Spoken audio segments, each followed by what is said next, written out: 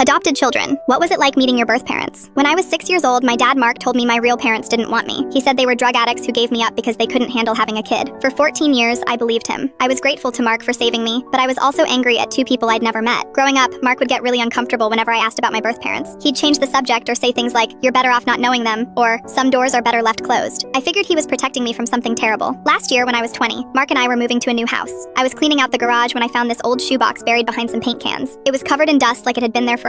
When I opened it, my whole world fell apart. Inside were dozens of letters, all addressed to me, all from someone named Rachel. The earliest one was dated when I was 7 years old. The most recent one was from just 6 months ago. 14 years worth of letters that I'd never seen. I sat on that garage floor reading every single one. These weren't letters from some drug-addicted stranger. They were from a woman who clearly loved me. She wrote about her life, asked how I was doing in school, told me about her job as a nurse. She wrote about how much she missed me but respected the adoption agreement. In one letter from when I was 12, she wrote, "I gave you up because I was 17, homeless, and had no way to take care of you. It was the hardest thing I ever did, but I wanted you to have the life I couldn't give you. I think about you every single day." Another one from when I was 16. "I hope you're playing sports or learning to drive. I wonder if you laugh like I do, or if you still bite your nails when you're nervous like you did as a baby." I was shaking by the time I finished reading them. Mark found me there 2 hours later, letters scattered everywhere. His face went white when he saw what I was holding. "Jordan, I can explain," he started, but I cut him off. "You lied to me for 14 years, I said. "She's not a drug addict. She's a nurse. She never stopped thinking about me." Mark sat down next to me, looking older than I'd ever seen him. "I was scared," he admitted. "Scared that if you knew she was out there, you'd want to leave me. You're all I have." I was so angry I couldn't even look at him. For months, I didn't know what to do with those letters. Part of me wanted to throw them away and pretend I'd never found them. The other part of me couldn't stop reading them over and over. Finally, I decided to contact Rachel. I found her on social media and sent her a message. Just said who I was and that I'd found the letters. She responded within an hour, saying she'd drive anywhere to meet me. We agreed to meet at a coffee shop halfway between our towns. I got there early and sat by the window, watching every car that pulled up. When she walked in, I knew it was her immediately. She had the same nervous habit I did, tucking her hair behind her ear when she was anxious. The first hour was awkward, lots of long silences, but then she showed me photos on her phone, pictures of me as a baby that I'd never seen, me taking my first steps, me laughing in a bathtub. Mark had never shown me any baby pictures. "I kept these," she said quietly. "They're all I had of you." She told me the truth about everything. She was 17 when she had me, living in her car. She worked 2 jobs but still couldn't afford an apartment. She said giving me up wasn't because she didn't love me. It was because she loved me too much to watch me suffer. "I wanted you to have everything I couldn't give you," she said. "A stable home, good schools, opportunities."